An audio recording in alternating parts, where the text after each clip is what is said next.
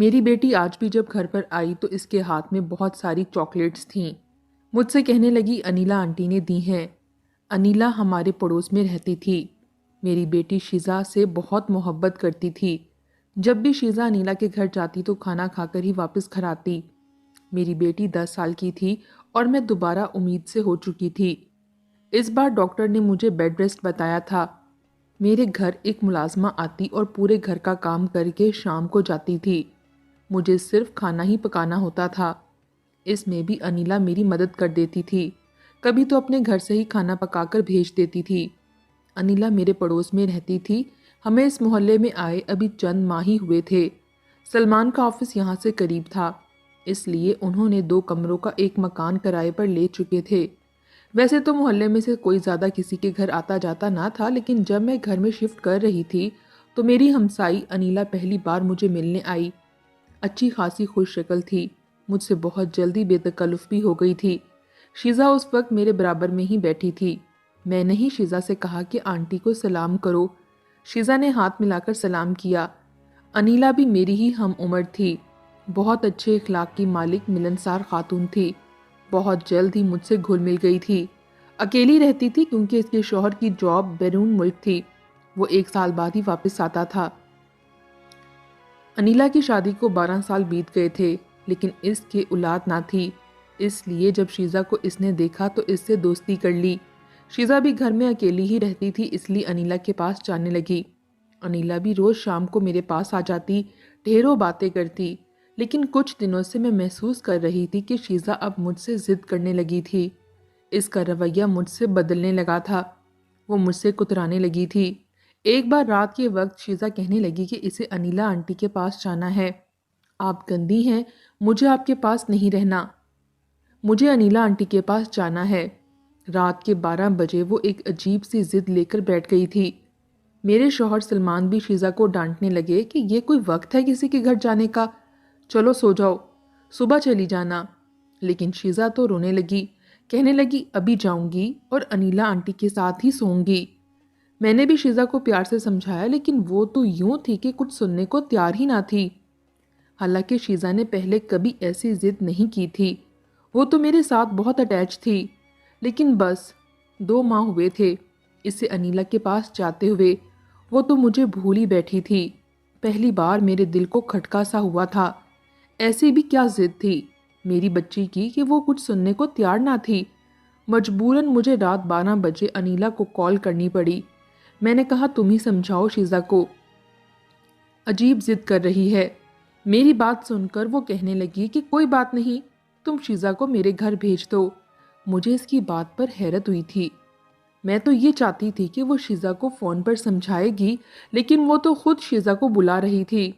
رات کے اس پہر میرا شوہر شیزا کو انیلا کے گھر چھوڑ آئے۔ انہیں بھی صبح صبح ہی آفس جانا ہوتا تھا اور آدھی رات شیزا نے رونے میں گزار دی تھی۔ میں شاید اس بات کو فراموش بھی کر دیتی، لیکن اب تو شیزا نے معمول ہی پکڑ لیا تھا۔ آئے دن وہ انیلا کے پاس سونے کے لیے ضد کرنے لگی اور ایسی ضد کرتی کہ جب تک اسے انیلا کے گھر چھوڑ کے نہ آتے وہ چپ نہیں ہوتی تھی۔ میرے لیے اب یہ بات قابل تشویش تھی۔ میں ابھی یہی سوچ رہی تھی کہ آخر کیا وجہ ہو سکتی ہے کہ شیزا انیلا کے گھر سونے کی ضد کرتی ہے۔ میرا انیلا سے کوئی زیادہ پرانا تعلقات تو نہیں تھے۔ میں اپنی بچی کو راتوں کو بھی اس کے گھر بھیج دوں، پھر وہ رہتی بھی اکیلی تھی، نہ جانے کون تھی کیسی تھی۔ مجھے یہاں آئے بس چند ماہ ہی ہوئے تھے۔ میں سوچ چکی تھی کہ اب میں شیزا کو دن کے وقت بھی انیلا کے گھر کم ہی بھیجا کروں گی۔ میری بیٹی چاکلیٹ کی شوقین تھی، میں نے اسے اپنے شوہر سے چاکلیٹ منگوا دی۔ اسے انیلا کے گھر بھیجنے کی بجائے اسے کھلونے کھیلنے کے لیے کہا، لیکن وہ کہنے لگی مجھے انیلا آنٹی کے گھر ہی جانا ہے، وہیں جا کر کھیلوں گی۔ مجھے یہ بات سمجھ نہیں آتی تھی کہ شیزا کیوں اتنی ضدی اور ہٹ دھرم ہو گئی تھی۔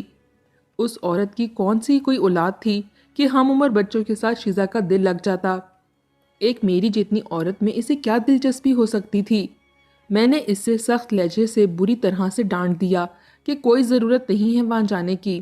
میرا بس اتنا کہنا تھا کہ شیزا مجھے مارنے لگی، ضد کرنے لگی، نہ جانے اس پر کیسی دیوانگی سی ہونے لگی تھی، یہاں تک کہ اس نے مجھے زور سے دھکا دے دیا۔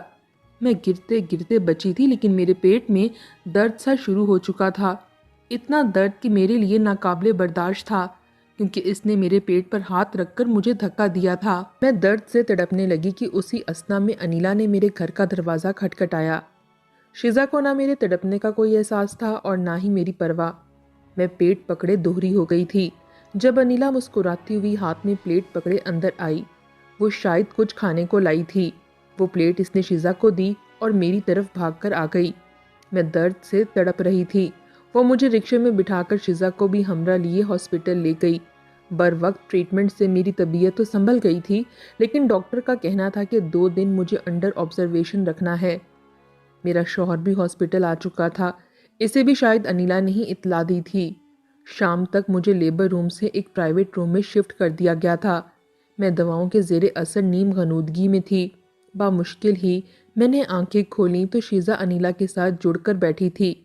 انیلا میرے شوہر سے کہنے لگی کہ اب میں چاہتی ہوں، کیونکہ گھر کو اکیلا نہیں چھوڑ سکتی، شیزا کو میں اپنے ساتھ لے جاتی ہوں، آپ مائرہ کا خیال رکھیں۔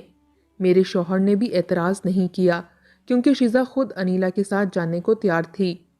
رات بھر مجھے میرے شوہر نے ہی سنبھالا تھا۔ صبح انیلا شیزا کو اپنے ساتھ لیے میرے پاس آ گئی۔ میرے لیے سوپ بنا کر لائی تھی۔ مجھے اپنے ہاتھوں سے سوپ پلانے لگی۔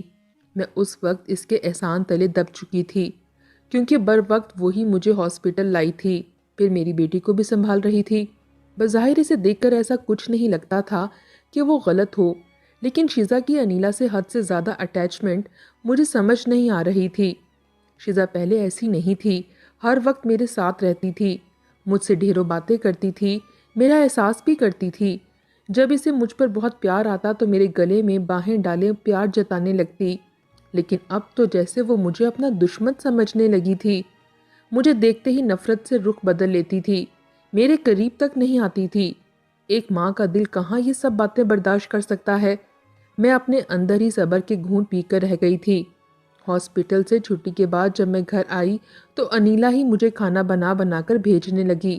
اب تو میرا شوہر بھی انیلا کی تعریفیں کرتا نہیں تھکتا تھا۔ کہنے لگا، ایک غیر ہو کر بھی اس نے اپنوں سے بڑھ کر تمہارا احساس کیا ہے۔ کسی حد تک یہ بات ٹھیک بھی تھی۔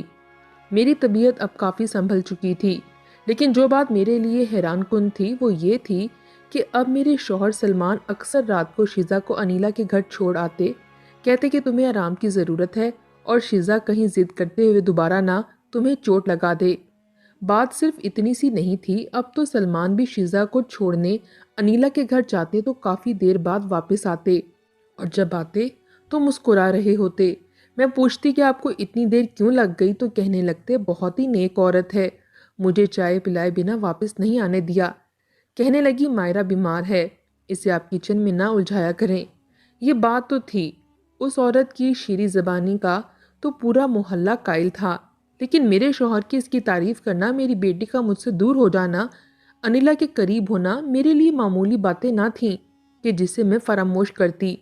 میری بیٹی پڑھائی کی بس واجبی سی تھی، بس پاس ہو جاتی تھی، لیکن اس بار تو اس کے رزلٹ نے مجھے حیران سا کر دیا تھا۔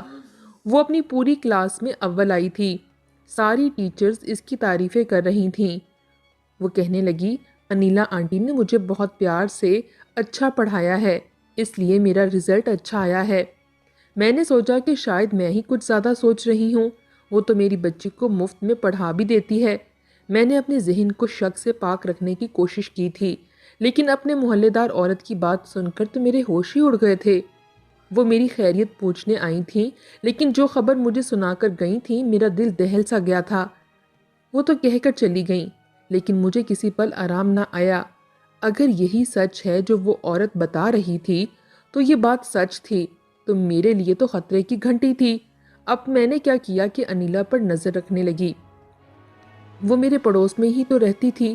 میں اب اکثر دیوار کی منڈیر سے انیلا کے ذہن کو دیکھنے لگتی، لیکن وہ شیزا کو پڑھاتی، پھر اسی ذہن میں اس کے ساتھ کبھی بیٹ بال کھیلتی رہی، لیکن دوپہر کا کھانا کھلا کر وہ اسے ایک چاکلیٹ کھلاتی اور اپنے ساتھ کمرے میں لے جاتی، پھر تو 2 گھنٹے دونوں ہی باہر نہیں آتی۔ نہ جانے یہ انیلا شیزا کو کیوں لے جاتی تھی۔ جب انیلا اور شیزا کمرے سے باہر آتی تو شیزا نیند کی غنودگی میں ہوتی۔ مجھے یہ دیکھ کر حیرت ہوئی کہ انیلا نے بڑی بے دردی سے شیزا کا ہاتھ پکڑا اور صحن میں لگے نل سے اس کا منہ دھونے لگی۔ جیسے اسے ہوش میں لانے کی کوشش کر رہی ہو۔ مجھے یہ دیکھ کر بڑا عجیب سا لگ رہا تھا۔ وہ میرے سامنے شیزا سے بڑا پیار جتاتی تھی اور تنہائی میں اس کا سلوک شیزا کے ساتھ اچھا نہیں تھا، لیکن پھر بھی شیزا اس کے پاس رہنا چاہتی تھی۔ جیسے ہی شیزا کو کچھ ہوش آئی تو کہنے لگی، جلدی سے جوتا پہنو، ہم گھومنے جا رہے ہیں۔ یہ سن کر تو مجھے اس پڑوسن کی بات پر نہ جانے کیوں یقین سا ہونے لگا تھا۔ میں دیوار سے پیچھے ہٹ گئی۔ میں نے بھی اپنی چپل پہنی اور چادر اوڑھ لی۔ جیسے ہی میں اپنے مین گیٹ کا دروازہ کھولا، انیلا رکشے میں شیزا کو بٹھا کر کہیں لے گئی تھی۔ میرا دل بہت بے چین سا ہونے لگا۔ میں نے تیز قدم اٹھائے اور مین روڈ کی طرف جانے لگی۔ اس بات کی بھی مجھے پرواہ نہ تھی کہ میں کس کنڈیشن میں ہوں۔ میں نے مین روڈ پر پہنچتے ہی رکشہ روکا اور جلدی سے اس پر بیٹھ گئی، بنا کرایہ طے کیے، اور سامنے جاتے رکشے کی طرف اشارہ کیا کہ اس رکشے کا پیچھا کرو۔ وہ رکشے والا پہلے تو مجھے بڑے تعجب سے دیکھنے لگا، اس کے بعد انیلا کے رکشے کا پیچھا کرنے لگا۔ انیلا کا رکشہ جس جگہ کھڑا ہوا وہ کسی عامل بابا کا آستانہ تھا۔ یہ دیکھ کر میرا دل دھک سے رہ گیا تھا۔ اس کا مطلب وہ پڑوسن ٹھیک کہہ رہی تھی۔ انیلا کسی عامل بابا کے پاس میری بیٹی کو لے کر جاتی تھی۔ اس عورت نے مجھے بتایا کہ انیلا کو اپنی اولاد کا بے حد شوق ہے اور اپنی اولاد کے حصول کے لیے وہ کوئی بھی جائز ناجائز قدم اٹھا سکتی ہے۔ میں نے پوچھا کہ آپ کی بات کا کیا مطلب ہے؟ وہ کہنے لگی کہ بی بی، اپنی بیٹی کو اپنے پاس سنبھال کر رکھا کرو۔ ایسی عورتیں غلط عمل کروا کر، دوسروں کے بچے مروا کر اس پر عمل کرواتی ہیں، وہ بچہ مر جاتا ہے اور پھر خود صاحب اولاد ہو جاتی ہیں۔ اس بات نے ہی میرے کم ہوش نہیں اڑا کر رکھے تھے کہ سامنے آستانہ دیکھ کر تو میرے اوسان ہی خطا ہو چکے تھے۔ میں نے چادر سے اپنا منہ چھپایا، رکشے والے سے کہا کہ وہ میرا انتظار کرے اور خود میں اس آستانے کے اندر چلی گئی۔ اس وقت عورتوں کا زیادہ رش نہ تھا۔ سامنے ایک بزرگ بیٹھے تھے، اس کے پاس جا کر انیلا بیٹھ گئی۔ پھر وہی ہوا جس کا مجھے ڈر تھا۔ کہنے لگی کہ مجھے اولاد کی بہت خواہش ہے۔ میری شادی کو 12 سال بیت چکے ہیں۔ میں نے ہر قسم کا علاج کروا کر دیکھ لیا ہے، لیکن مایوسی ہی ہوئی ہے۔ میں نے آپ کا بڑا نام سنا ہے، اس لیے بڑی آس کے ساتھ آپ کے پاس آئی ہوں۔ خدا را مجھے مایوس مت کیجیے گا۔ وہ کہنے لگے، سوچ لو بی بی، میرا علاج بڑا کٹھن ہے، بڑے جان جوکھوں کا عمل ہے، پھر نہ کہنا کہ بابا جی نے مشکل میں ڈال دیا۔ میں نے کہا، ایسا کچھ نہیں ہوگا، میں سب کچھ کرنے کو تیار ہوں، بس مجھے اولاد چاہیے۔ جیسے جیسے میں یہ باتیں سن رہی تھی، میرا دل یوں تھا کہ دھڑکنا ہی بھول گیا ہو۔ میں سوچ چکی تھی کہ اب کچھ بھی ہو جائے، میں شیزا کو اس کے پاس نہیں بھیجوں گی۔ اس پڑوسن کی بات سچ ہے، یہ ضرور میری بچی پر کوئی غلط عمل کرانا چاہتی ہے۔ میرے آنسو بہنے لگے تھے۔ میں پیچھے سے ہی پلٹ گئی اور اسی رکشے میں بیٹھ کر واپس اپنے گھر آ گئی۔ میں نہیں چاہتی تھی کہ انیلا مجھے وہاں دیکھ لیتی۔ شام کو جب شیزا واپس گھر آئی تو اس کے ہاتھ میں ایک ڈوری بندھی ہوئی تھی۔ میں نے اس کا ہاتھ پکڑا اور کہا کہ یہ ڈوری تمہارے ہاتھ میں کس نے باندھی ہے؟ وہ کہنے لگی، انیلا آنٹی نے۔ انیلا آنٹی مجھے ایک بابا جی کے پاس لے کر گئی تھیں۔ انہوں نے کہا کہ یہ ڈوری پہن لو، تمہیں نظر نہیں لگے گی۔ میں نے جلدی سے وہ ڈوری شیزا کی کلائی سے اتاری اور پھینک دی۔ میں نے کہا کہ خبردار جو تم نے دوبارہ ایسی ڈوری پہنی۔ نہ جانے انیلا نے کس عمل کی نیت کے تحت میری بیٹی کو وہ ڈوری پہنائی تھی۔ رات کو میں نے ساری بات سلمان کو بتا دی، لیکن وہ مجھ پر بگڑنے لگے، کہنے لگے تمہیں تو شک کرنے کی عادت پڑ چکی ہے۔ تم یہ بھی بھول گئی ہو کہ اسی عورت نے تمہاری اور تمہارے بچے کی جان بچائی تھی۔ اگر وہ تمہیں ہاسپٹل نہ لے کر جاتی تو اس وقت تم اپنا بچہ کھو چکی ہوتی۔ ایسی عورت جو تمہارے بچے کو بچانے کے لیے تمہیں ہاسپٹل لے کر گئی ہو اور تمہاری بچی کو کسی ماں کی طرح سے پیار کرتی ہو، تم اسی کی خلوص پر شک کر رہی ہو۔ خبردار جو تم نے آج کے بعد اس عورت پر شک کیا تو۔ محلے والوں کو تو آگ لگانے کی عادت ہے۔ سلمان تو اس عورت کے خلاف ایک لفظ بھی سننے کو تیار نہ تھا۔ انہی دنوں شیزا کی طبیعت بہت خراب ہو گئی، اسے ڈائریا ہو گیا تھا، اس کی الٹیاں نہیں رک رہی تھیں۔ یہ دیکھ کر تو میری جان ہی نکل گئی تھی۔ میں اسے ہاسپٹل لے گئی، اسے ڈرپ لگی ہوئی تھی کیونکہ پانی کی اس میں بہت کمی ہو چکی تھی۔ گھر آ کر وہ کہنے لگی کہ وہ میرے ہاتھ سے کھانا نہیں کھائے گی، بلکہ انیلا آنٹی کے ہاتھ سے کھائے گی۔ میں نے کہا، بیٹا میں ماں ہوں تمہاری، میرے ہاتھ سے کیوں نہیں کھانا کھانا؟ لیکن شیزا کی وہی ضد تھی۔ اس وقت وہ بیمار تھی، اس لیے میں نے انیلا کو گھر بلوا لیا۔ اسے جیسے ہی پتہ چلا کہ شیزا بیمار ہے تو وہ فوراً سے سب کام چھوڑ کر میرے گھر آ کر شیزا سے پیار کرنے لگی، اسے اپنے ہاتھ سے کھانا کھلانے لگی، پھر مجھ سے پوچھنے لگی کہ اس کی ڈوری کس نے اتاری ہے۔ میں نے کہا میں نے اتاری ہے، میں ان باتوں پر یقین نہیں رکھتی۔ میرے سخت لہجے پر وہ چپ سی ہو گئی تھی۔ میری بیٹی پر وہ نہ جانے کیسا جادو کر چکی تھی کہ وہ مجھے چھوڑ کر اسی کو ماں سمجھنے لگی تھی۔ دوسری جانب میرا شوہر بھی اس کے خلاف کچھ بھی سننے کو تیار نہ تھا۔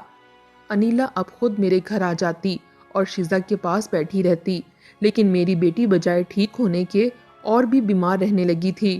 پھر ایک دن انیلا گھبرائی ہوئی میرے گھر آئی، کہنے لگی کہ اس کے والد کی طبیعت بہت خراب ہے، وہ چند دنوں کے لیے حیدرآباد جا رہی ہے۔ میں نے دل میں شکر کیا کہ اچھا ہے یہ جا رہی ہے، کم از کم میری بیٹی اس سے دور تو رہے گی۔ وہ حیدرآباد چلی گئی، لیکن جو چیز میں نے محسوس کی وہ یہ تھی کہ شیزا کی رنگت پیلی پڑنے لگی تھی، وہ بے حد کمزور ہوتی جا رہی تھی، کھانا بھی ٹھیک سے نہیں کھا رہی تھی، بار بار انیلا کو ہی پکارتی تھی۔ میں اسے بہت پیار کرتی، بہلانے کی کوشش بھی کرتی، لیکن شیزا انیلا کو ہی یاد کرتی رہتی۔ ایک دن میں نے محسوس کیا کہ شیزا کا پیٹ کچھ پھول رہا ہے۔ پہلے تو مجھے لگا کہ شاید میرا وہم ہے، لیکن پھر ایک دن وہی پڑوسن میرے گھر آ گئی اور اس نے بھی یہی کہا کہ تمہاری بیٹی کا پیٹ کیوں پھولا ہوا ہے۔ میں نے اسے بتایا اس کی طبیعت ٹھیک نہیں ہے۔ میری بات سن کر وہ عورت کہنے لگی یہ انیلا کہاں غائب ہے؟ میں نے کہا کہ اس کے والد بیمار ہیں، حیدرآباد گئی ہے۔